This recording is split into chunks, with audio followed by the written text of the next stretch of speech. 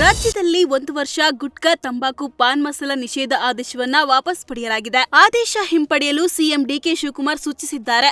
ಸರ್ಕಾರಕ್ಕೆ ಆರಗ ನಾಗೇಂದ್ರ ನೇತೃತ್ವದ ನಿಯೋಗ ಮನವಿ ಮಾಡಿತ್ತು. ಸಿಎಂ ಡಿಕೆ ಶಿವಕುಮಾರ್ ಭೇಟಿ ಮಾಡಿ ಮನವಿ ಸಲ್ಲಿಸಿದ್ರು. ಶಾಸಕರ ಮನವಿಗೆ ಸಕಾರಾತ್ಮಕವಾಗಿ ಸ್ಪಂದಿಸಿದ ಸಿಎಂ ಗುಟ್ಕಾ ಬ್ಯಾನ್ ಆದೇಶ ಹಿಂಪಡೆಯಲು ಸೂಚಿಸಿದ್ದಾರೆ. ಸರ್ಕಾರ ಆರ್ಎಸ್ಎಸ್ಗೆ ಕಡಿವಾಣ ಹಾಕುವ ಈ ದುರಾಲೋಚನೆ ಬಿಟ್ಟು ಬಿಡಬೇಕೆಂದು ಶಾಸಕ ಬಿಪಿ ಹರೀಶ್ ಕಿಡಿಕಾರಿದ್ದಾರೆ. ಗೃಹ ಸಚಿವ ಪ್ರಿಯಾಂಕ ಖರ್ಗೆ ಆರ್ಎಸ್ಎಸ್ ಶಕ್ತಿ ಕಡಿಮೆ ಮಾಡಲು ಮತ್ತು ಸಾರ್ವಜನಿಕ ಸ್ಥಳದಲ್ಲಿ ಆರ್ಎಸ್ಎಸ್ ಚಟುವಟಿಕೆಗೆ ಕಡಿವಾಣ ಹಾಕಿ ರಾಷ್ಟ್ರದ ಶಕ್ತಿ ಕಡಿಮೆ ಮಾಡುವ ಪ್ರಯತ್ನ ಮಾಡುತ್ತಿದ್ದಾರೆ ಎಂದು ಕಾಂಗ್ರೆಸ್ ಸರ್ಕಾರದ ವಿರುದ್ಧ ವಾಗ್ದಾಳಿ ನಡೆಸಿದ್ರು.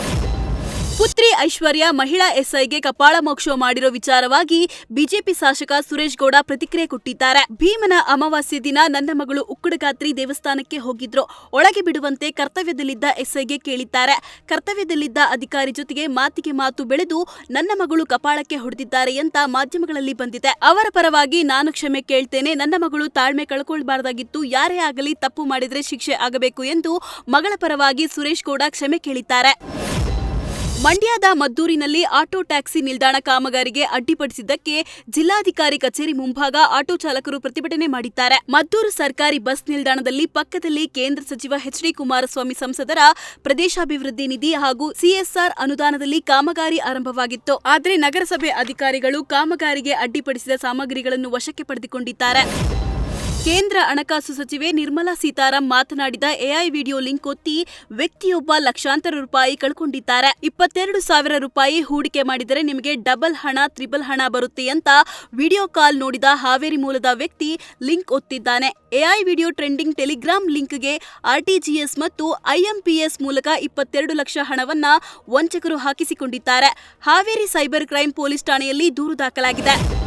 ಇನೋವಾ ಹಾಗೂ ಟಿಟಿ ವಾಹನದ ನಡುವೆ ಮುಖಾಮುಖಿ ಡಿಕ್ಕಿಯಾಗಿ ಘಟನೆ ಚಿಕ್ಕಮಗಳೂರಿನ ಮುಳ್ಳಯ್ಯನಗಿರಿ ಕ್ರಾಸ್ ಬಳಿ ನಡೆದಿದೆ. ಬೆಂಗಳೂರು ಮೂಲದ 11 ಮಂದಿ ಪ್ರವಾಸಿಗರು ಟಿಟಿ ವಾಹನದಲ್ಲಿ ಹೋಗುತ್ತಿದ್ದಾಗ ಎದುರಿಗೆ ಬರುತ್ತಿದ್ದ ಇನೋವಾ ಕಾರು ನಿಯಂತ್ರಣ ತಪ್ಪಿ ಡಿಕ್ಕಿ ಹೊಡೆದು ಬಳಿಕ ರಸ್ತೆ ಬದಿಯ ತೋಟದ ಮರಕ್ಕೆ ಡಿಕ್ಕಿ ಹೊಡೆದಿದೆ. ಅಪಘಾತದಲ್ಲಿ 11 ಮಂದಿ ಪ್ರವಾಸಿಗರು ಪ್ರಾಣಾಪಾಯದಿಂದ ಪಾರಾಗಿದ್ದು, ಸ್ಥಳಕ್ಕೆ ಗ್ರಾಮಾಂತರ ಪೊಲೀಸರು ಭೇಟಿ ನೀಡಿ ಪರಿಶೀಲನೆ ನಡೆಸಿದ್ದಾರೆ.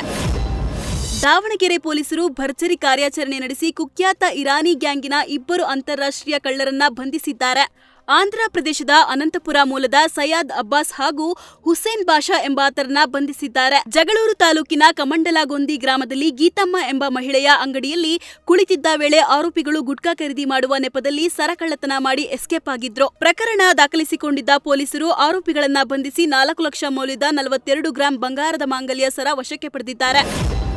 ದರೋಡೆ, ಕೊಲೆ ಯತ್ನ, ಗಲಭೆ ಪ್ರಕರಣಗಳಲ್ಲಿ ಭಾಗಿಯಾಗಿದ್ದ ರೌಡಿ ಶೀಟರ್ನನ್ನ ಗಡೀಪಾರು ಮಾಡಲಾಗಿದೆ. ಕಲಬುರಗಿಯ ಫರಹತಾಬಾದ್ ಪೊಲೀಸ್ ಠಾಣಾ ವ್ಯಾಪ್ತಿಯ ರೌಡಿ ಶೀಟರ್ ಗಜಾನನ ಎಂಬುವವನ ಪೊಲೀಸ್ ಆಯುಕ್ತ ಡಾಕ್ಟರ್ ಶರಣಪ್ಪ ಎಸ್ ಗಡೀಪಾರು ಮಾಡಿದ್ದಾರೆ. ವಿವಿಧ ಪೊಲೀಸ್ ಠಾಣೆಯಲ್ಲಿ ಗಜಾನನ ಮೇಲೆ 7 ಪ್ರಕರಣ ದಾಖಲಾಗಿದ್ದು, ಈತನನ್ನ ಉತ್ತರ ಕನ್ನಡ ಮುರುಡೇಶ್ವರ ಪೊಲೀಸ್ ಠಾಣೆ ವ್ಯಾಪ್ತಿಗೆ ಗಡೀಪಾರು ಮಾಡಲಾಗಿದೆ. ಆಟೋ ಕ್ಯಾಬ್ಗಳಲ್ಲಿ ಓಡಾಡೋ ಜನರಿಗೆ ಇನ್ಮುಂದೆ ಗುಡ್ ನ್ಯೂಸ್ ಸಿಗಲಿದೆ. ಆಟೋ ಕ್ಯಾಬ್ ಬುಕ್ಕಿಂಗ್ ಮಾಡುವಾಗ ಟಿಪ್ಸ್ ಹೆಸರಲ್ಲಿ ಚಾಲಕರು ಹೆಚ್ಚುವರಿ ಹಣ ವಸೂಲಿ ಮಾಡುತ್ತಿರೋದು ಕಂಡು ಬಂದಿದೆ.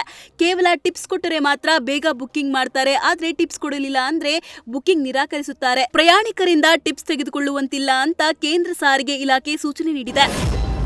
ಬೆಳಗಾವಿ ಜಿಲ್ಲೆಯ ಬಂಜರ ಸಮಾಜ ವರದಕ್ಷಿಣೆ ನಿಷೇಧ ನಿರ್ಣಯ ತೆಗೆದುಕೊಂಡಿದೆ. ಇತ್ತೀಚೆಗೆ ನಡೆದ ಸಮಾಜದ ಪ್ರಮುಖರ ಸಭೆಯಲ್ಲಿ ವರದಕ್ಷಿಣೆ ನಿಷೇಧ ಮಾಡಲಾಗಿದೆ. ಬೆಳಗಾವಿ ಜಿಲ್ಲೆಯ 35 ತಾಂಡಗಳಿಗೆ ಈ ನಿರ್ಣಯದ ವ್ಯಾಪ್ತಿಗೆ ಬರುತ್ತದೆ. ವರದಕ್ಷಿಣೆ ತೆಗೆದುಕೊಳ್ಳುವುದು ನಿಷೇಧ, ಪಡೆಯುವುದು ನಿಷೇಧಿಸಲಾಗಿದೆ. ಅಲ್ಲದೆ ಬಾಲ್ಯ ವಿವಾಹ ತಡೆಗೂ ಬಂಜಾರ ಸಮಾಜ ಸಂಕಲ್ಪ ಮಾಡಿದೆ. ಮದುವೆಯ ನಂತರ ತಡೆಯುವ ಮೆರವಣಿಗೆ ವೇಳೆ ಡಿಜೆ ಬಳಕೆ ನಿಷೇಧಿಸಿದ್ದು, ವರದಕ್ಷಿಣೆ ಹಟಾವೋ ತಾಂಡೋ ಬಚಾವೋ ಘೋಷವಾಕ್ಯದೊಂದಿಗೆ ಸಂಕಲ್ಪ ಮಾಡಲಾಗಿದೆ.